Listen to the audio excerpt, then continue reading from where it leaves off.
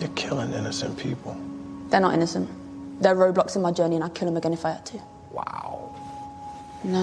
I didn't mean it like that. You tricked me into sounding like... Like what? The people I'm fighting are trying to take your home, Sam. Why are you here instead of stopping them? And my sister's waiting for that exact same answer. I'm not your enemy. I agree with your fight. I just can't get with the way you're fighting it.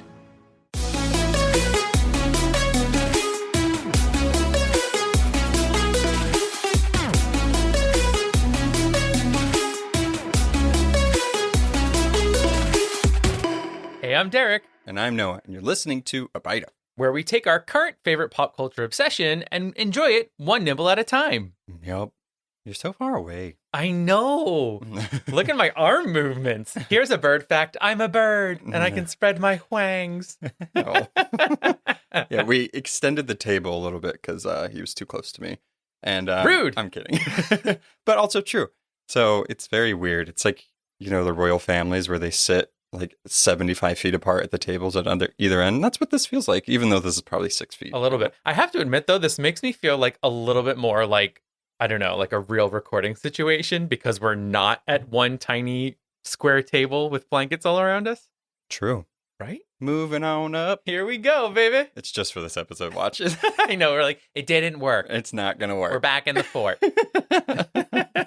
Well, welcome to this episode of A Bite of, where we've been covering Falcon and the Winter Soldier. It's been great. I feel like, though, all the banter and the thing that we love is gone. This episode's got real heavy this week. Yeah. So, yay. Well, you know, it's funny. I kind of have a same thought, but different reaction to it. Like, whereas I felt like last week's episode felt more slapstick, less substance. This one is less slapstick, more substance, and I'm here for it. Interesting. You're not really that way. So, this is weird. In my dramas, I like for there to be an emotional center, and this episode really gave us a lot of core feelings about what is going on. Who are you? This is my new character. They are French, and they love emotion. Oh, I would have not have guessed French. It is my interpretation of French. So, moving on. I'm allowed to have feelings. Oh, of course. Comment below, is Derek allowed to have feelings? This isn't YouTube. Leave us an email. Speaking of, if you do like our show and you've been with us from Twilight to Bly Manor to Mandalorian and WandaVision and up until Falcon and Winter Soldier, and you like us, make sure you subscribe, leave a review and rating. It is literally the best way to spread the word about the podcast. I just have to like pause and rewind as you were naming off our seasons. I love the different types of like magical beings that have been in all these things. Vampires and ghosts and Grogu's. We like a lot of things. Heck yeah. Can't wait for you guys to hear the next season.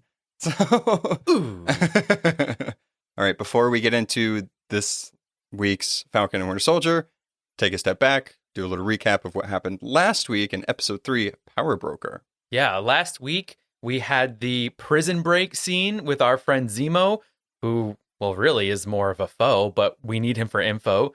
Our 3 amigos take a trip to Mandapore and meet up with Sharon Carter mysteriously.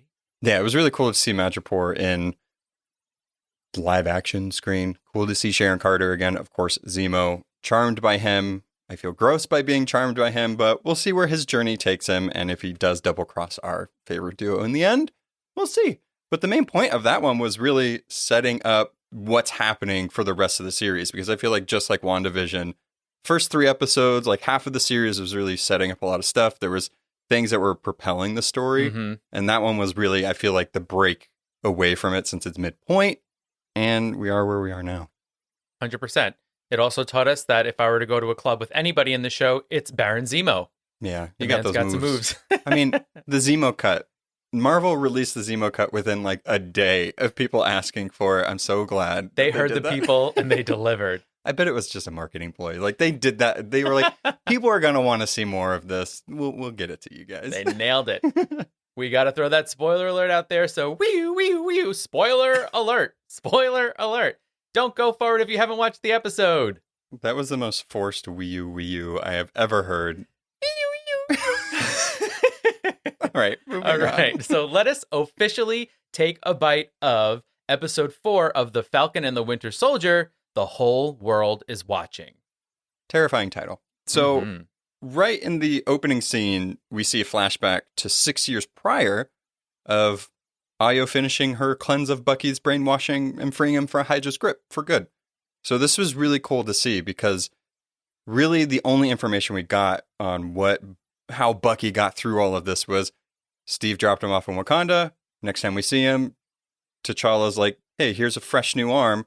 We need you to help us fight Thanos. So it's like, clearly he went through some things. In the last episode, we saw that the code words didn't work on him. So he did go through some type of cleansing, some deprogramming to get there. But it was so cool to see that, like, Ayo, that she had a part in that. Like, I think a lot of us, me personally, I just assumed that Black Panther and Shuri were the ones that did it. But they have strong, capable people that can help them do this. So it was really cool to see that she took him to a secluded spot, put on a nice fire, tried to activate his Winter Soldier-ness. Yeah. Didn't work. He's like, look, I believe you're going to be okay, but JIC, you're not. I'm going to take you far away from people. Okay, boo? I mean, smart. Oh, totally. She has her spear. She's at the ready. I do have to say, I mean, this is like Sebastian Stan acting chops here. Man. I mean, he really... Seeing him in Winter Soldier, from being like Bucky Barnes to the Winter Soldier and Captain America, the Winter Soldier, it was a whole nother level. Like, he was just menacing and intimidating and kind of sad, and you felt for him. This one, it was like, oh, he really conveyed all of like just wanting to get over that because he wasn't in control the whole time. Right. So it was really cool. And then to hear Ayo whenever she was like, you are freed. Yeah. I was like, oh my God. Yes. Just give him a hug. He needs a hug. Almost 100 years of being tortured and being a tool and a weapon.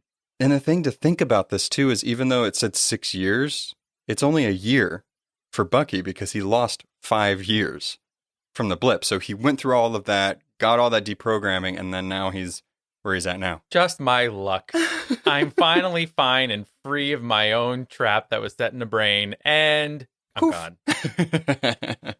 So presently, we pick up right where the last episode ended, and Ayo is asking Bucky why he freed Zemo. Reasonable thing. Remember, he's the guy that murdered T'Chaka, their prior king and Black Panther. So the Wakandan people are not too happy that somebody that they spent time to take care of and nurture back into a more stable mental health state is like, oh, by the way, I freed the guy that just kind of killed your king. Sorry about it. Yeah, we wasted resources, time, energy, vibranium on you, and here you are sort of almost turning your back on us. I mean, but he did help them in a way that he got Zemo out of the prison. So now the Wakandans can just like pick him up and grab him and get justice. Now you can kill him. Yeah. There you go. Freed him from the cell. Now it's time to pay back for T'Chaka's death. I do feel like, so with the pieces in this episode, there's some really cool moving like ticking clock pieces. Because by the end of this, he tells Ayo, like, he's a means to an end. We need him. Like, I'm not doing this because I'm buddy with him. I just need him. And she's like, I'll give you 8 hours. Then that's it. Which was nice. That was nice on their part. The Dora Milaje did not need to do that. I don't think they're really ones to be like, we'll give you extra time. Yeah. It feels just like there's a mutual respect there. They've been through things. I'm going to have to trust what you're telling me so that I don't just walk up in there and kill this guy. Right. Exactly. And with the pacing of this episode, I liked a lot because it was fast paced. There was a lot of, it felt in a way like Christopher Nolan-y because I feel like Christopher Nolan movies, they tend to like, everything's moving in like a certain direction, but it's all suspenseful the whole time. Like if you have not seen Dunkirk, watch that movie and you'll kind of get what I'm saying because it's like, you know, the John Walker stuff, the Dora Milaje stuff, the Zemo stuff, the Karli stuff, and it's all moving, but it's like, who's going to break first? Loved it. Yeah, it was kind of cool to see all of these separate characters in their own little separate storylines, but they were coming together to a head. You know, whereas for most of this, although they've crossed paths, it really was like, this is what's happening to Sam. This is what's happening to Bucky. And this was like, This is all happening right here in Latvia, people, and it's getting crazy. Right. So next we are in Zemo's Latvia apartment, and Zemo gets some nice monologuing here. He like tugs on a line where he actually connects like Nazis to Ultron to the Avengers. Mm-hmm. And this is all in his... So I feel like Falcon and the Winter Soldier is really playing on symbolism and what it means to be a hero. And is that just good? Is that bad? What's a good soldier? What's a good man? These themes are running throughout this entire thing. And the cool thing about this is that we hear Sam talk about that he wants like a non-violent solution to Karli and the Flag Smashers, because you can't help but sympathize with what they want.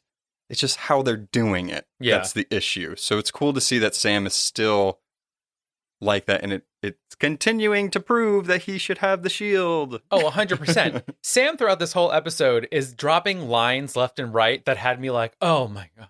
I mean, I so want to good. get that stenciled on my wall. Like, you know how it's always that live, laugh, love. Yeah. Not on tonight. Not on tonight. There has to be a peaceful way to stop her. That's on my wall. That's in my kitchen above the spice rack. So I think one of the more powerful pieces that gets talked about in this episode is that there's never been another Steve Rogers, and no one else is good enough to be Captain America. I mean, I think that's always an interesting thing, and I think comics, they can easily skirt around that because, you know, Dick Grayson taking over the mantle of Batman, he's kind of similar to him in a lot of ways. He's not as, you know, brooding and mean, but there's still that same morality there. But I think with Steve Rogers mixing in with that super soldier serum that nobody else has had the same effect like Steve Rogers has, it's just a recipe that nobody can be that way. Right. And we've spoken about this before, where it seems like whatever sort of is the core of who the human is, that's what the serum brings out in them.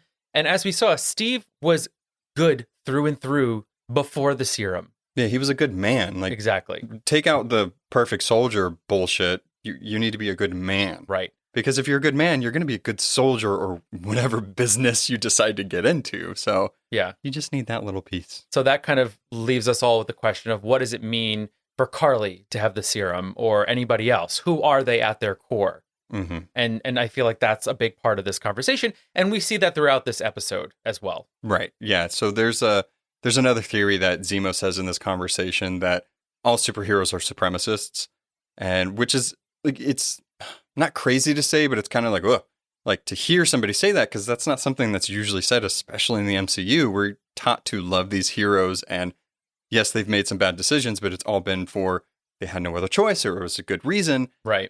But the truth is that Sam and Bucky have both felt that they're incapable of taking up the shield. So it is still that interesting thing of like Captain America is a symbol that nobody else can live up to. And you see that Bucky and Sam are dealing with that in different ways, but they're both feeling that way. Yeah. I mean, I guess the thing is that there's also that name, right? I have to be Captain America. My best friend was Captain America. It's like, you know, make it your own. Change it up. Yeah, I'm waiting for the moment that Sam realizes that Steve was right. And I'm waiting for Bucky to realize and fully accept that Steve was right about him. Mm-hmm. It's just these things. It's like, if you guys think that Steve is that good and his Captain America mantle is so high, you have to be like, well, he might have been right then. Yeah. you know? But I feel Zemo. I mean, his family died because of superheroes, and they've kind of got let off and they got pardoned while he's sitting in jail. Yes, he did bad things, but can't blame the guy for saying that kind of thing. So next we see through the Flag Smashers, the news is talking about how the Patch Act is being put into effect because of the Flag Smashers' recent bombings. And this is essentially they're increasing border security. Right. Which is almost the opposite of what the Flag Smashers want. Yeah, they literally like no borders. Yeah, they want no walls. We're making more. Yeah. Backfired just a little We're patching up all of the walls so they're stronger. Hey, good point. The Patch Act. Ah, there we go. Patch Act. So next we see Sam, Bucky, and Zemo. They talk about how they have to find Karli and the super soldier serum, and that's why they're there in Latvia in the first place. But before anybody else does, they know Power Broker wants it. They know John Walker and Hoskins wants it. So everybody's kind of racing against each other to get to this person first. Mm-hmm. So it turns out while they're there that there's going to be a funeral for Mama Danya. And they need to find out where and when that is. So Sam and Bucky make their way through like a GRC village encampment, asking around. People seem not willing to give information to them because they're outsiders and these people don't trust outsiders. Right. And you also see the Flag Smasher symbol everywhere. So I think they're a little hesitant to them. I also want to say that I feel like in a lot of this, there's so much concentration on what words mean. Right. Right. So it's like, you might call me a terrorist, but I believe I'm doing something greater than that. I don't call myself a terrorist. Sam walks in, he speaks to someone and he says, you guys are refugees. He says, we're not refugees. We're not seeking refuge from anyone. We're international displaced persons. So it's like these labels are put on people, but they don't truly feel that's who they are. It's greater society telling them that's who you are. But they're like, that's not me. I'm a revolutionary, not a terrorist. Yeah, there's also, even if that guy isn't part of those Flag Smashers, he's still within that group of people that were displaced. And the GRC, this organization that's promising them to help them or whatever, which they obviously aren't, he was like, they promised to send more teachers. That was 6 months ago, and they haven't done that. You're really seeing what Karli's talking about, and I'm glad that they're showing this. It's not just her saying like, they don't care about us and they don't like us. They're actually showing you this. So that was kind of the point of seeing these little villages and these encampments. So I think that's the beauty of the sort of series format for the MCU here, is that we don't have only 2.5 hours to get this point across. We can delve into things and really see the motivation behind a lot of the decisions. Yeah, exactly. Then leave it to Zemo to be creepy, singing Baba Black Sheep, which is like Pied Pipering the kids in this little courtyard. And he starts like bribing him with Turkish Delights, which was his son's favorite candy, which is kind of sweet to see that he still keeps them around and he carries them. It goes back to the human nature of this character, but he bribes them and he ends up finding out where Mama Danya's funeral is going to be. But it also seems in this instance that he finds something else out that he didn't necessarily want to tell Sam and Bucky, because he tells the girl, he's like, see those men, they're bad men. Well, I think he lets them know that there is going to be a funeral, but he won't tell them where it is, right? Because he's using it as leverage. I also think we need to take a step back for just a second and say, who is stocking this Airbnb with fresh Turkish delights? This man has been in prison. That means our boy Oznik has been running all over the world, making sure there's fresh goods in all of Zemo's homes. I mean, yeah. Well, maybe because since it was his son's favorite, he always had them around at their like vacation spots. Sure, but they were just sitting in that jar. They got to get funny. It's just candy. Well, I'm sure it has more than like a 2-year shelf life. I've had Turkish Delights before, and to me, they were more like the Chronicles of Narnia Turkish Delights and not like Jolly Ranchers in clear wrapping. Yeah, I could be wrong. Well, I did a little research, and like Turkish Delight, apparently, of this minuscule research I did, is like a collective term for different types of candies. Oh. Yeah, so it can be flavored with rosewater or pistachios and things like that. And it does seem to have like some sort of jelly consistency in a way, like these little cubes do. But now all of the ads on all of YouTube and Facebook for me are Turkish Delight based. So you're welcome. Yeah. I guess I'm going to be buying some Turkish Delight. So we get back to Zemo's apartment and the trio are talking about Karli's motivations. So this one, we're really fleshing out a little bit of what Sam and Bucky really think about Karli. And Sam seems to sympathize with her. Although he can't really justify her actions. He's just more, well, I can see why she's doing this. Like, did you not just see what happened in there? And Sam had that conversation with that teacher. So him coupled with what his sister's going through, that's not necessarily getting the care that she should get from the GRC. It's a recipe for Sam to be like, I get it.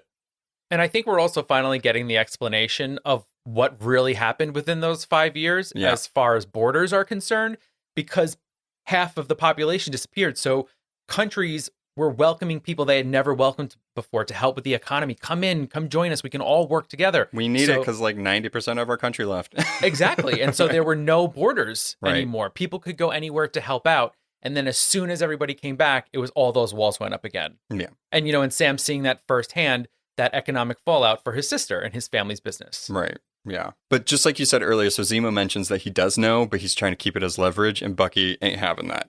He's like, you want me to show you what people can do with leverage? Like, Zemo has to understand his card here, that Sam and Bucky need him, but Zemo just has to be very careful. I think Zemo has been careful this entire time, but I think saying that, especially in such a desperate time when they're like, this is our chance to see Karli, don't fuck with us in this moment. So he does tell them, like, I have somebody I know where we can get the information or whatever, but he tries to keep it close to the chest. Sharon does make a cameo in this episode. I think it is becoming less likely that she might be the power broker. So Sam tells Sharon that he could use a pair of eyes in the sky.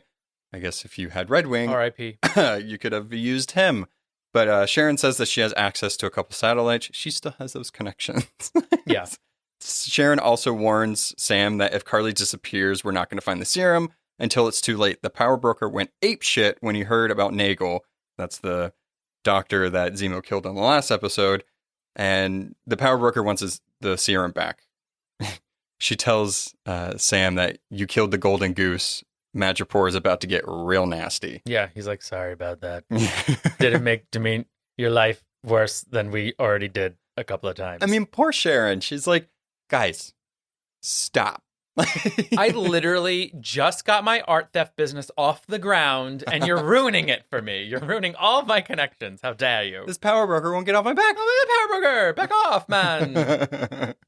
We then meet up with Karli and an unnamed flag smasher guy in a cemetery where we find out that's where they're hiding the serums. I want to, like, did they install that secret compartment in that, like, grave site, or was it already there? I mean, I'm sure they had to have known about it, but it's just very interesting. Like, did that person that die be like, just in case somebody needs to hide something, install a secret compartment in my... Is that a tombstone? What is it? Larger tombstone, extra large. No, not a mausoleum. No. I mean, basically, it's the greatest geocache ever. Right. It's like, push this, pull. Oh my God, it was so cool. And what pops out but a fanny pack full of serum? I mean, smart. Keep it close. I mean, you can hide it under your clothes, which he does. But in this, we do get a bit more discussion about how, heroism has changed, including the insights that heroes don't have the luxury of keeping their hands clean anymore. Mm. And this guy that Karli's talking to, he mentions that, I used to love Captain America when I was growing up, but seeing how the world has changed and how heroes themselves have changed, even villains have changed, he didn't think that a Captain America, there could be any more Captain Americas until Karli came along. Mm. So I think that is interesting. He's essentially saying, and I think that as a comic reader, I can see this, where if you detach the hero so much from being relatable and being a person, like, what are they fighting for other than just for the organization or the team that they're on? Mm-hmm. It's like, are they people? Like, Karli is a person dealing with all of these things in this post-Steve, post-Blip world, and she is the voice for them. I kind of want to think that if she didn't have the serum, she wouldn't be as violent. I think she has the anger in her, right? The anger is fueling her sort of serum form. Mm-hmm. One thing I also think is interesting in this conversation is that it comes back to the shield, right? Right. She says something like, what we're doing will outlive the legacy of that shield. That shield should be destroyed. And it's so interesting to me, even in Sam and Bucky's conversations, so much is based on this shield. Yep. It's never like the person. It's always like the shield is the hero. And that's what makes the person holding it. But it's like there's so much symbolism in that, and they equate so much to the person holding the shield, but I feel like it's two separate entities, Well, I think Steve made that shield have that symbolism. I mean, if Steve wasn't Steve and he was just some kind of dickhead that did some things right, the shield wouldn't mean shit. The government wouldn't try to use the shield to be like, hey, we're back and we have Captain America. Like, so I think that because Steve was who he was and he's not around anymore, he's extended within that shield. Mm-hmm. And that shield means I am a good guy, I'm blah, blah, blah. But in the same conversation, they talk about how it's just not good and bad anymore. They're like, heroes can't keep their hands clean anymore because of the extent that we have to go. Because these people are not only fighting villains, quote unquote, they're fighting organizations, they're fighting countries, they're fighting ideals. Yeah. So it's hard to keep that just black and white. And this conversation's super interesting, and I think it really paints the picture for the whole show, if that makes sense. But I mean, who's to say what's going to happen after this episode? Yeah. I mean, I think the thing is that I think they discussed it in the last episode. It's no matter what side you're fighting on, you're still killing people. People are still dying no matter what you're doing. So even though you're the good guy, you're still killing humans. Yeah, I mean, yeah, I think it's a difficult decision. I think that it's unrealistic to think that people won't die in wars or fights, even if a hero has a code of no killing. That's just almost impossible. Yeah. But I think it is an interesting conversation to have, because I think we are moving past these heroes just being gods and that they can't do any wrong. It's dealing with the consequences. And yes, you guys saved New York, but you also leveled buildings. Yeah. Like, even if they didn't level the buildings, the fight was still there. Right. So, I think it's an interesting step that the MCU is going in, and I think it's going to make it more relatable and more heavy. Yeah. It feels very The Boys in a sense. You know, where, I mean, they're obviously, these heroes aren't as evil as the heroes in The Boys, but it's still looking at these people that are idols, and then you're seeing that, wait, they have faults as well. So then Walker and Hoskins catch up to the show's trio, and it's almost immediately confrontational, and I did not appreciate it, because every single time we've seen Walker catch up with these guys, they're like, what are you doing? Join our team. Like, don't pressure me to join your club. If I'm interested, I will join your club, but right now I'm not okay with it. In a famous drag race quote, Willem says to Fifi, your tone seems very pointed right now. Yeah. And it's like, that is Walker. He is just always screaming at them. They're literally walking through the street in a town in Europe, and he's just yelling at them. Yeah. I think, a little, like, joking aside, I think there's going to be a lot of discussion about the arc of John Walker in this season. But what's interesting to watch is how Wyatt Russell is playing on the impacts of expectations. And we're getting more levels to this character, right? And especially in this episode, I really feel like John Walker's Captain America / U.S. agent is coming in full bloom. Oh, I hate that phrase. I don't know why I use that.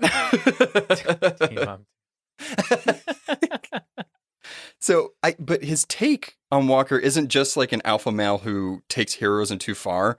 There's like an undercurrent of desperation. Oh, yeah. In his performance, like as a man who knows he's incapable of following in Steve's footsteps, but he's really good at doing that. So it's like, it's easy to hate him, but also you're seeing, like, even just the way he looks, sometimes it's like, I kind of feel for you. Like, you have to live up to Steve. But you're also doing it in a weird way, and I think he just keeps making these decisions that he might just be kicking himself later. You know what I mean? Yeah, it's the pressure. It's what we were just saying before. This is the shield. This is who you have to be to hold this shield. But that's the thing, is that the shield is a shield. You are who you are. But because he's saying to himself, I have to be Steve Rogers. Bitch, you ain't. Nobody is, though. There will never be another Steve Rogers. Exactly. But that is the constant pressure he is putting on himself. And it's a pressure that he has taken from the government he is serving and the country and the citizens that are watching him. I need to be Steve. But in reality, you just need to be you. Well, I don't want to step too far over this because I don't really necessarily know his situation too much, but it seems like this dude has seen a lot of shit, went through multiple tours in Afghanistan, was a perfect soldier. Has he gotten the right help after that? PTSD, going through all of that trauma. Like, I don't think that he's been able to really turn off. He kind of reminds me a little bit of Samuel L. Jackson's character in Kong Skull Island, where it was like the Vietnam War was ending. And then he was like, hey, I got a job for you. Oh, I'll do it. I'll do anything you want me to do because I am a soldier first and then a person way last. Yeah. So I feel like that's who he is. But he's also struggling with his inner demons. And there's an interesting point that we see where pretty much Sam tells John that he wants to talk to Karli because they're like, we know there's a funeral happening. We know where Karli's at. We're going to go talk to her. And all John wants to do is just brute force. Mm-hmm. That's what he wants to do. He just wants to get her, get the serum. He wants to take out Zemo, all of this stuff. But Lamar's there, and he's like the voice of reason for John almost. Like he's the good conscience to him. And he tells him, let Sam try. Let Sam try, talk to Karli. Also, he did this. In the military, he would talk to people and help them deal with trauma and talk through things. So let him do his job, maybe? All I know is that I'm hearing the paging system going, paging Dr. Rayner. Dr. Rayner. Right, where is she? Where is she? Because your boy Walker needs her real, real bad. He really does. I don't think she'd want to work with him, though. She's like, nah, I'm good. That guy's a dick. Well, yeah, after he freaking ended her time with Bucky, she was making so much progress. Rude. So that brings us to Mama Donier's funeral, and Sam is able to go in there and talk to him. John gives him like 10 minutes to talk, which I don't think that's a lot of time. Also, how long was the eulogy that she gave? So 10 minutes does not seem like a long time. I was thinking the same thing. I was like, he's like coming to like, maybe mid, funeral. I don't know, 10 minutes seemed like a lot for all of these people to pay their respects. I know, a little weird. So they hold back a little bit, and Sam does get to talk to Karli. And this is probably one of my favorite scenes as far as character development and dialogue in the show. I think it's really heavy, and it paints an interesting picture of Karli. Mm-hmm. Yes, I still think she's a villain. Yes, I don't think she's a good person. But seeing her motivations is very interesting, and how she deals with that. So like Karli says, the people around the world need me. She's talking about her revolution, and that she feels like, I feel like she feels like John Walker in a way, where she's put this responsibility on herself, and she's the only one that can help these people that are displaced and not being taken care of. And Sam tells Karli that she's been seen as a supremacist with her super serum, which like baffles her. And she's like, everything I do is to end supremacy. But I think your actions aren't doing that. Because what makes you any different from the people that you're the shield that you want to destroy? What makes you different than that? Right. I think what's interesting is that we sort of see a parallel between Karli and New Cap. Right. And even in this one moment, right? So when Sam first walks in the room, he's like, I understand what you're going through. And she's like, don't be condescending to me. Don't talk to me that way. You don't understand. And then we have the moment, like you mentioned, where Walker's getting restless. And Bucky's like, dude, you said you'd give him 10 minutes. Give him 10 minutes. And he's like, don't patronize me. Yeah. Don't tell me what I should feel and how I should react. Yeah. So it's interesting. These two people who are sort of on opposite sides of this whole thing, they have similar feelings of motivation going through this. They're trying to show how strong they are and how people can count on them. But at the same time, they don't realize the actions that they're taking aren't the right actions to get what they want. Yeah, they're both trying to make the world a better place, but I don't think they're doing it correctly. Yeah. Yeah, and that's and Sam even says in the scene to her, it's not a better place if you're killing people. It's just different. Yeah, exactly. He tells her, he's like, I'm not your enemy. I agree with your fight. It's just I can't get with the way you're fighting. And I think that's a super smart, and only Sam could have talked to her like this. Because I think he has firsthand experience. He talks about it with Karli, that my sister is almost going through the same thing. Yes, a different circumstance, but I see it happening. I'm starting to put the pieces together, and this does suck. Mm-hmm. But stop killing people. Like, let's figure something else out here. I mean, let's be real. If the world doesn't have heart eye emojis for Sam right now, he's so level-headed in his approach, and he's not afraid to say, there are emotions here. Mm-hmm. I see what's happening. You have to realize that there are similarities between us. We're just going about it in different ways. Throughout this whole episode, even in his conversations with Zemo and with Walker, he's just able to boil it down to be like, this is what we're going through.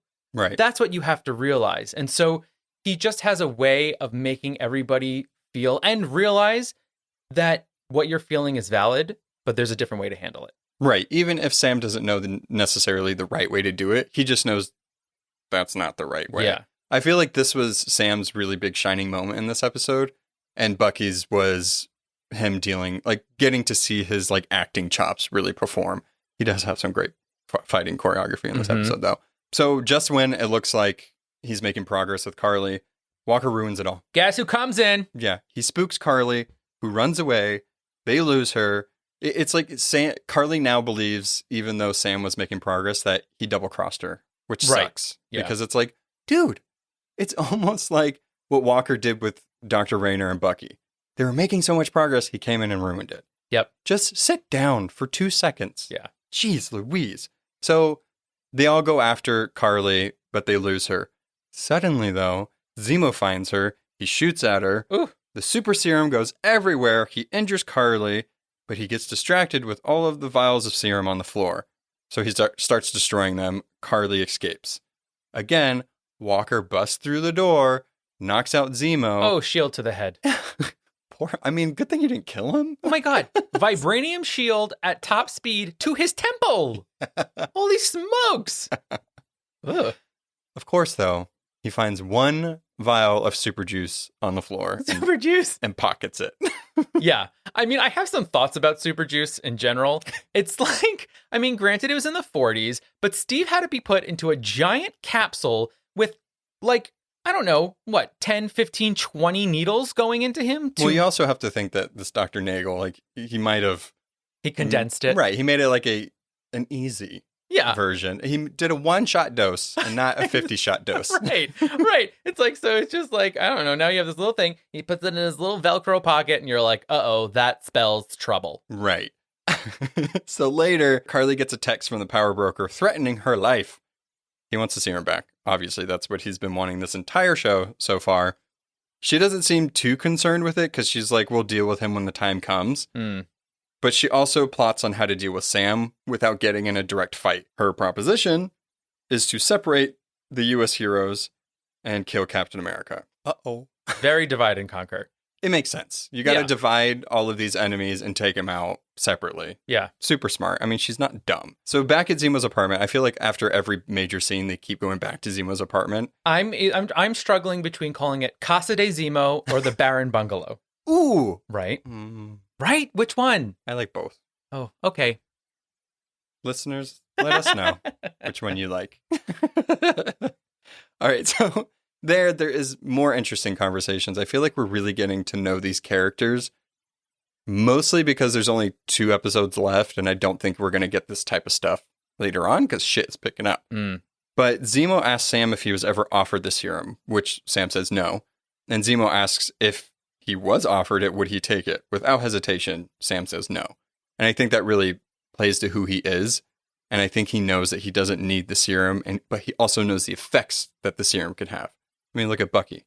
Bucky did turn out right, but he didn't to begin with. So I think it's just too much of a gamble for him. And also, Sam doesn't need it. His superpower is his charm, his heart, and his kick-ass kicking with his wings. Heck yeah. I completely agree. And he says here, blood isn't always the solution. Right. That one I'm getting put on a throw pillow. What?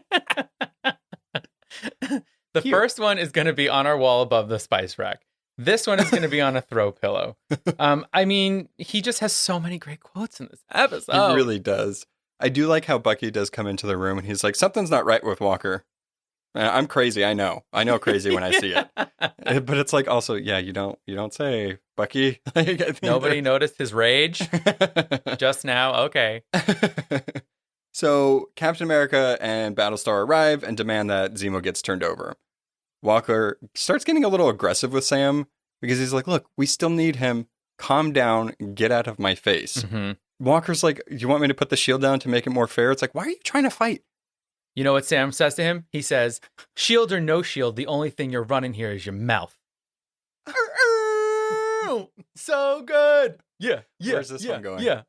Oh, that one. I was thinking a t-shirt, but like... Bumper sticker. Bumper sticker? Yes, a bumper sticker or a wall scroll. Ooh. No, I don't like wall scrolls. Unless they're hand embroidered. Well, that's what I'm saying. Cross stitch. Oh, that's it. It's going on a cross stitch that's getting framed and hung up. I like it. Perfect. Right above the door. The entrance of the door. Mm-hmm. Oh. Ooh, a doormat. That's funny. That's funny. So, just then, the Dora Milaje also come for Zemo. So everybody wants a piece of Zemo at the same time. And Walker tells them, I don't know who you think. He obviously is like the embodiment of entitlement. Mm-hmm. And he was like, you have no jurisdiction here. Oh. How do you have jurisdiction here? She's like, let me tell you a little story. The Dora Milaje has jurisdiction wherever the Dora Milaje is. Yeah. So you can shut your fucking mouth. It's true. Yeah. They really do. Do you see the spears? Speaking of spears, spears and shields go flying.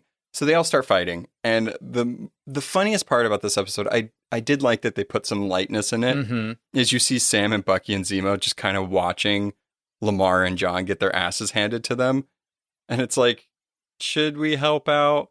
They end up starting to help out because I think it looks like they're trying to kill them. Oh. Which I don't put it past them. It's incredible. Like there's always this moment where they have their spear drawn back ready for the plunge and someone stops it. Pretty badass. In all the chaos with Sam and Bucky helping out, Bucky is face to face with Ayo and she detaches his arm with some magic. She knows the pressure point code to do right on that shoulder to make that thing blam fall off onto the floor. I mean, remember in our research episode, he can take that off and beat people with it. It's part of his abilities in the Marvel Encyclopedia. It does move even when it's detached. So he knows a new skill now. But it makes me question, like, is there not complete trust with the Wakandans and Bucky? Like, is it like a failsafe type thing? You know what I mean? I guess I can't blame them for having that in there, but it is kind of one of those things where you're like, ooh, maybe they didn't fully trust him, because if they didn't tell him that could happen, it's only for them to be able to do it. Yeah, maybe they designed it before he was completely free of the brainwashing, and they were like, they're like, I don't know if it's going to work, so maybe let's just make sure this can fall off. Okay. I do want to say, though, in this particular scene, Sebastian Stan really sells the fight choreography here. Like, his track record in the MCU, I feel like every fight he's always been in, I'm just like, I'm really enjoying this. Even if it's not him necessarily, like, I know he does a lot of his stunts, but his character as a whole has some of the coolest freaking fight scenes ever. I love it. Yeah, this episode was chock full of them, too. Really, really good. I mean, you throw in Walker and Hoskins, that dynamic duo, then you have Bucky and Sam, and then you have the Dora Milaje in there. This episode had so many different fighting styles, so many weapons being used. I loved it. It was so good. Fantastic. But in all of the chaos, Zemo pulls a El Chapo escape through the sewers. Bye-bye. He just creeps into the bathroom. I like his, like, I'm just going to go take a pee real quick, guys. Yeah. I'll be right back. While you guys are fighting, I'm just going to go take a break. Bye. Did he purposely build a giant manhole sewer so that way he could do that? I think so. I think when you're an evil, when you're an evil genius, no matter where your homestay is, you're making sure there's an escape route. True. Good planning. Yeah. The Ninja Turtles would be proud. Absolutely. I do want to say, though, that that image of that Wakandan warrior having the Captain America shield is not only badass, but it will forever live rent-free in my mind, because it's just an amazing image to see. Loved it. She took it from him, kicked it, flipped it up, caught it perfectly, and was like, mine. So incredible. One of the moments that is pivotal here, aside from all of the amazing fight scenes, is that you see Walker kind of say to himself that those were non-super soldier serum people. Yeah. And he got defeated by them. I feel like he has the serum. We don't know if he took it yet, but that might have been the final push. Yeah. He's like, great, I can't even defeat these women that have these spears. Yeah. How am I supposed to do anything? This Steve Rogers fought against a giant purple alien. What am I going to do? Yeah. And just in the scene before this, he got thwacked by Karli, and now he's getting defeated again, and they're not even super serum soldier people. He's having, a little crisis. Just a little one. It just keeps happening. It's a snowball effect for him. Yeah. Everything is just like, you're not good enough. You're not good enough. So next we see Walker and Hoskins. They talk a little bit before like the crude end of this episode. And Walker asks Hoskins if he would take the serum, if he could. And it's an interesting parallel to when Zemo asked Sam. Because Hoskins, without hesitation, was like, oh yeah, I would take it. You're seeing these perfect soldiers wanting to be the perfect soldier, and that's all they see with that. I think in this, Lamar asks like a very crucial question, though, for the whole episode and maybe the series in general. And he says, power just makes a person more themselves, right? And I think that's a really important thing that we need to remember with the serum. Look at Red Skull, look at Bucky, look at Steve, look at Karli and these other people. It's like, does it? Does it make it more themselves? Like, are villains made more evil by power and heroes made more heroic? Then what is John Walker? You know what I mean? Like, he's gotten more power. Has that made him more heroic? Or has that made him worse? Right. And the thing is, though, is that there's also the question of what is power, right? So with this mantle comes power and responsibility. Although it's not a physical power like a serum, it's supposed to give him power, but he feels like he doesn't have it. Right. So there's this other option of this thing to actually give him the physical power. Boo. Right. And so what does that mean? He has the power already, although not physically in the strength department, but that's not enough for him. Well, the interesting thing to think about too is, like, does it also amplify weakness in heroes? You know what I mean? So, like, does power also amplify your weakness? Right. And I think with great power comes great responsibility. Okay, Ben Parker. And I think with power also comes your self-conscious feelings of yourself. Right. Am I doing this right? Am I enough? And power, although can be seen as a good thing, it can corrupt. Because if you have power and you start to lose it, you want more power. And what means are you willing to go to get that power, Mr. Walker? There's, I almost feel like this whole conversation is also like not an Easter egg, but a cool parallel to Dr. Erskine and Steve from Captain America: The First Avenger, where the good doctor was like, with that serum, bad becomes worse and good becomes great. So it's all, I feel like there's just that one running theme. There's a couple themes throughout this whole show, but when it comes to Captain America type stuff, or, you know, Sam and Bucky, this is going to be the question that all of them have to deal with. And I think they have done it in a really cool way with everybody involved in this show. Next up, we see Sarah gets an unexpected call from Karli. And one, I thought the shot was beautiful. Gorgeous. Sarah by the water, and you see it's like a very like deep sunset, but it was really cool. So Karli is really trying to figure Sam out in this, but she also wants to set up a meeting with him. Mm-hmm. And in her mind, the way to do that is to threaten Sarah and her kids to get her to tell Sam to meet her. Like, again, Karli, not the proper way. I'm sure. Right. Like, if you were able to find Sarah's number, you could have found Sam's number and asked him. I mean, very good point. Again, I think this illustrates the point that Karli is taking questionable means to get to a point where either she's trying to do good or trying to get help or trying to trust someone. Like, you don't threaten someone's entire family. Right. I mean, it's not great. No. Don't do that. But I also think it's part of her plan to separate them, because she's like, you need to meet me alone on the rooftop.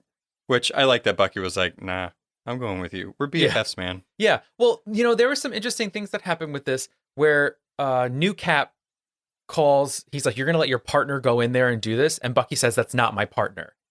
Wait, I hope he means he's his best friend. Well, that's the thing is that that's what I'm kind of seeing it as. It's like, I think in the beginning, that's not my partner. We're not working together. Right.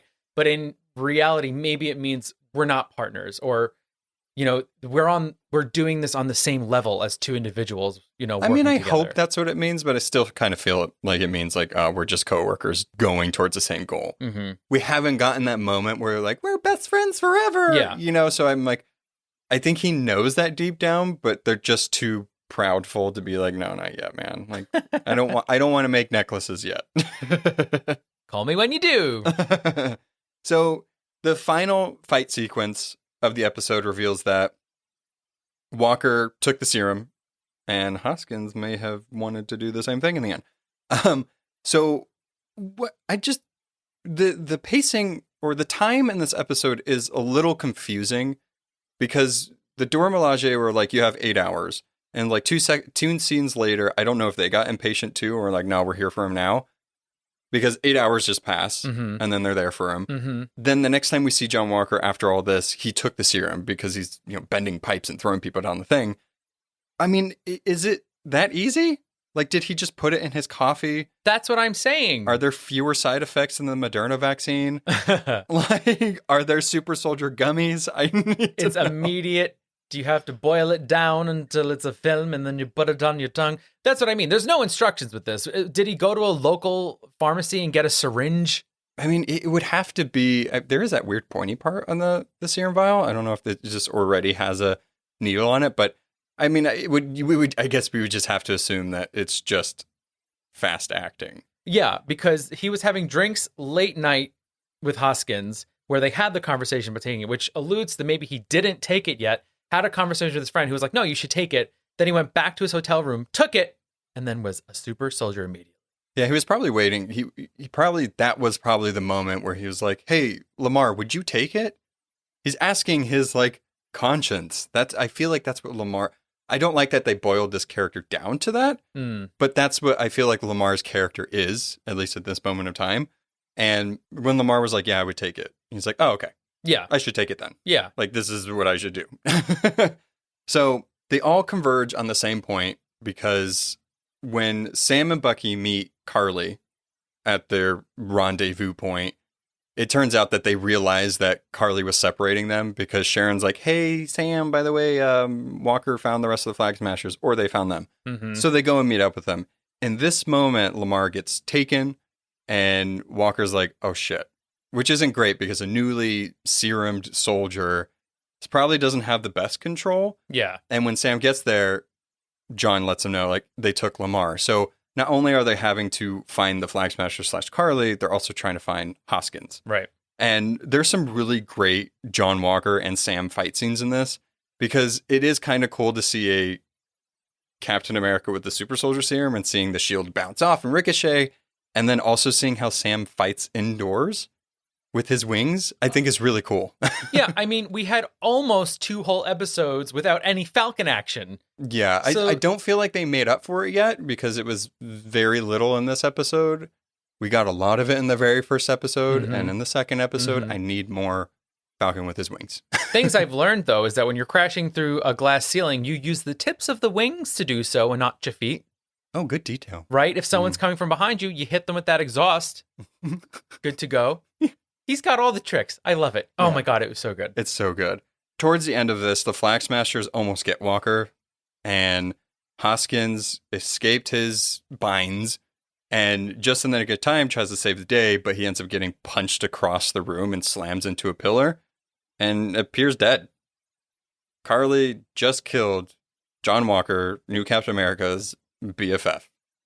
He just took the super soldier serum. I don't think that that's a good recipe. I've said recipe a lot in this episode. I'm hungry, but it's not great. It's not a good look. John Walker sees nothing but red in this moment. Yeah, immediately. Yeah, it is a powerful moment because it sucks that Lamar had to pay the price from what we know so far. Like Lamar being dead. He could not be dead. Yeah. But it sucks that that character had to do that. When this happens with John specifically, I think that Sam and Bucky should have tried to contain him because he just busts through that window. Yeah. And starts going after because what else? I mean, what else is he supposed to do? He's enraged at this moment. He grabs Karli's buddy from the cemetery, beats him to death with the symbol of heroism recognized around the world in front of a mass of people in a public square. They're all videotaping him. This scene was so unsettling to watch, not only because this guy that's running, which he had, I hate when shows like kind of give you a little backstory or insight into somebody that's later to set up to be dead because you're like, great, you made me feel for him just so he could get killed. And then him saying to John, almost pleading like, it wasn't me. Yeah. Like, I didn't kill this dude. Like, Yeah. not me. That doesn't matter. He does end up killing him. I don't know if he decapitated him or what. There was a lot of blood on that shield. It was not good. No. No. I mean, it's like a huge departure from the tone of the show. I would have never expected to see this in this show. Yeah. I think that one of the things I love so much about this was the actual music that was playing Yeah. right from when he realizes that Lamar, as we were thinking he's dead, there's like this very agitating string Right. going, and it's building the tension. And as he's running to get him, he gets there and he starts wailing on him with the shield. And it's just like, you are also a viewer on the street. You were also watching Captain America possibly decapitate a man on the steps of a fountain. I mean, imagine we just saw when they were in the hotel or wherever they were, people were coming up to him. They recognize him for his autograph. Imagine you're like, oh, I'm on Instagram Live. I'm going to catch Captain America, arresting a baddie. And then it's like, oh my God. Captain America just murdered somebody. Yeah. What is happening? Also, way to make Americans look bad abroad, Captain America. I mean, he did that earlier when he was yelling in the streets like an ass. Yeah. Give me a break. Oh my God. It's very much like Fire Saga, the Eurovision movie, when the Americans come over and they're like, we hate you. You're awful. Go to your Starbucks. And they're like, where's the Starbucks? Oh, man. I didn't expect this type of thing to happen. I assumed it was going to be heavy, but not like, that's heavy. That final shot. Yeah. Like looking up at Captain America with the blood on the shield was like, oof. I do want to, because this is like the end of the episode, but looking back, I just want to step back a little bit, just kind of hit pause. So this show has gotten a lot of praise for dealing with complex racial issues with characters like Isaiah Bradley and Sarah Wilson. But there's also, are these characters being fleshed out enough? Are they merely being used as talking points? Did they just fridge Battlestar? I completely agree. Did they kill a black character to push a white person's story arc? You know what I mean? It's not great. It's weird because I want them to deal with these issues and I want them to talk about them, and they should. And I feel like the steps that they've taken or the little bit of talking points that they have had are a big difference for Marvel. They've introduced people of color, they've had female superheroes. It's been great, but it's like I still feel like they're tiptoeing a little bit. It's like if this is one of the selling points for the show and you made it a point on your press tour to be like, we're going to be dealing with this, is this the right way to do it? Because did they really just kill off Battlestar that way to perpetuate his story arc? It is a little weird. Yeah, I was upset, in looking at this, if Battlestar is really dead. I mean, who knows? Maybe the next episode starts with him in a hospital bed, with some beeping and tubes and stuff, and it'll be fine. We'll all breathe a sigh of relief. But they made it seem like he was dead. And I think like you said, to kind of waste this great character on just this moment sucks. I also think that in this episode, Hoskins was fleshed out a little bit, and we got to see that he has a conscience and he's able to, whereas Walker is just plowing through all of this, he's able to be like, all right, hold up, let's think about this. Let's take a look at who Karli is. He's a little more level-headed and we're just killing him. Yeah, I just wish, I hope he's not dead like you were saying, and I hope that maybe in the next 2 episodes we get to learn more about him. I don't want to learn more about him after he's dead. Black Widow. You know what I mean? Yeah, Black Widow. Yeah. I hope there's more to that than there's said. But I feel like themes and issues like this, there's an interesting balance that they have to do. It's they can teeter, but it's did they stick the landing? Or were they just doing it? Yeah. And they could have gone further. Because I feel like when you are Disney or when you're Marvel, you have the platform. And if you say you support it, but you're not using your platform for that, then it just looks like talk. Mm-hmm. You gotta go, the full mile there. But I mean, this episode, it was really good. Aside from those things that I noticed and I find a little weird, and I did talk, I think I mentioned in the first episode where I was like, I hope Sarah isn't used in this way. So far, she is being used in this way. Yeah. I hope it's more. But this was a very Easter egg light episode, even considering all the episodes of WandaVision, which I was personally happy about. But also, speaking of Isaiah Bradley, just a little bit, what if he's the power broker? Whoa! I'm just curious.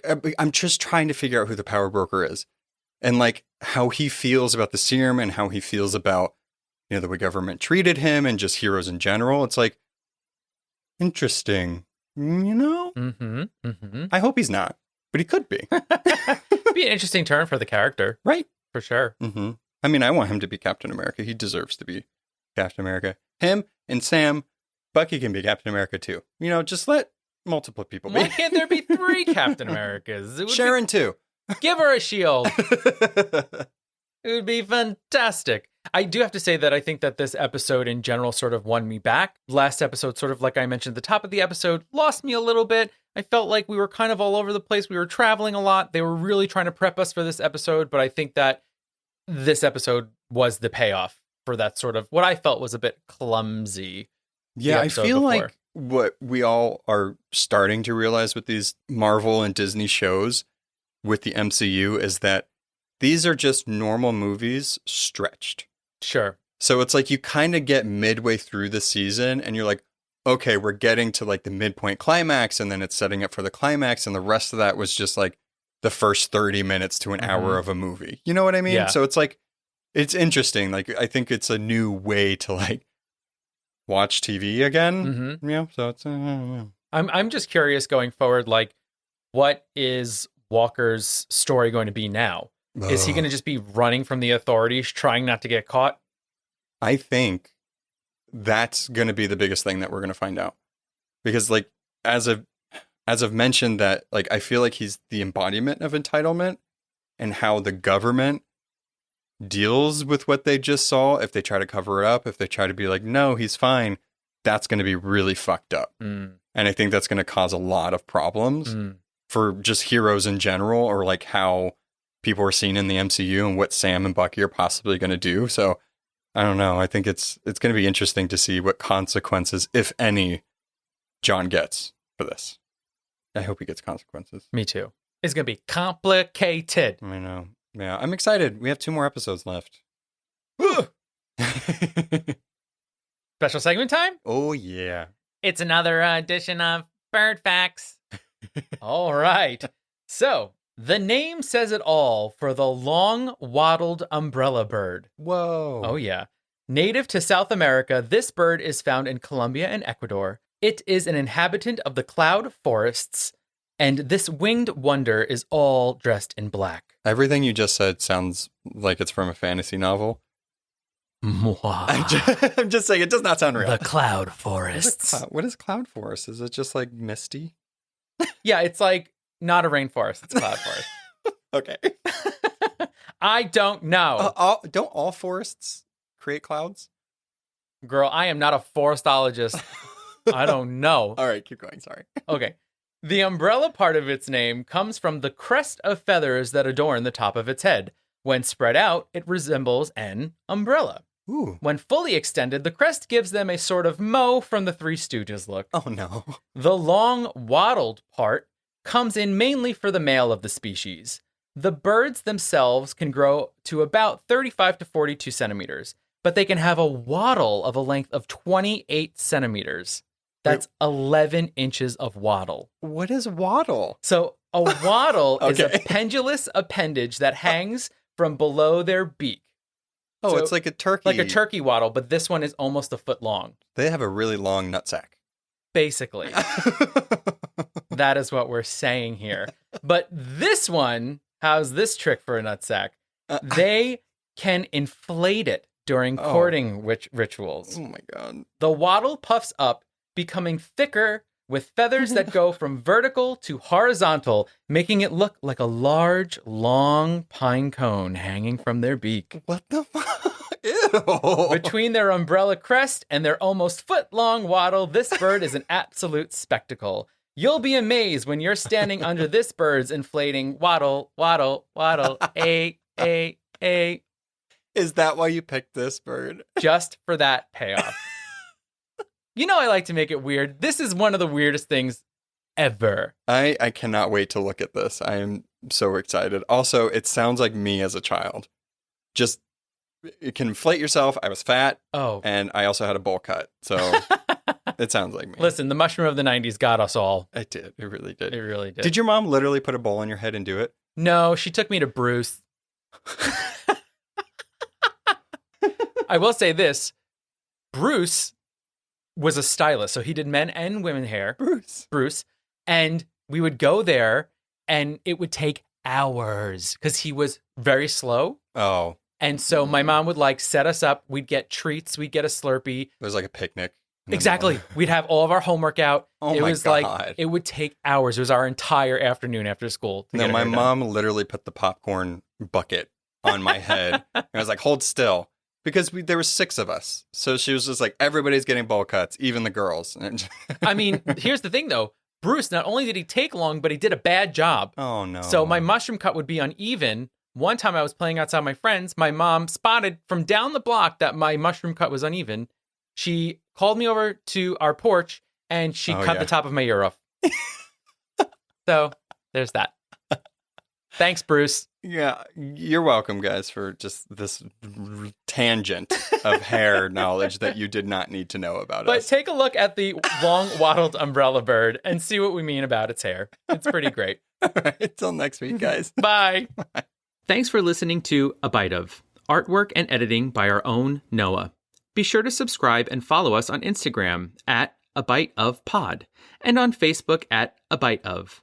If you have questions, recommendations, or just want to say hi, you can email us at abiteofpod@gmail.com. You can find us on all podcast platforms.